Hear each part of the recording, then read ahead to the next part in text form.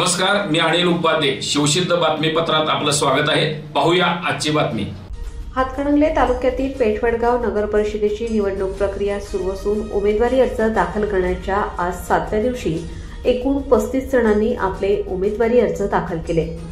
यामध्ये विद्यादेवी गुलाबराव पोळ, जवाहर बाजीराव सलगर, वनिता जवाहर सलगर, नीला जयसिंग जाधव, मोहनलाल रामलाल माळी, धनश्री इंद्रजीत पोळ, गुरुप्रसाद दिलीपसिंह यादव, पूजा अजिंक्य पोळ, विशाल विजय वडगावे, रुपाली अभिजित माने, अरुणा विजय भोसले, अभिजित बळासो गायकवाड, कल्पना सर्जेराव भोसले, सुषमा बाबासो पाटील, अश्विनी अभिजित गायकवाड, समृद्धी सचिन कुमार पोळ, उषाराणी सुभाष पाटील, रंगराव बापूसो पाटील, राजश्री बाबासाहेब भोपळे, संतोष प्रकाश माळी, ललिता संतोष माळी, अजय श्रीकांत थोरात, मिलिंद लमुवेद संधी, सारिका धनंजय गोंदकर, भीमराव उर्फ सुकुमार नाना पाटील, निवास वसंत धनवडे, प्रणिता महेश भोपळे, विपुल विजय वडगावे, मंदाकिनी शिवाजी पाटील, संजय शामराव दबडे,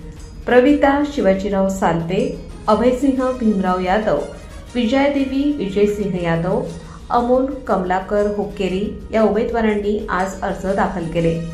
शिवसिद्ध न्यूजसाठी वडगावहून विकास कांबळे.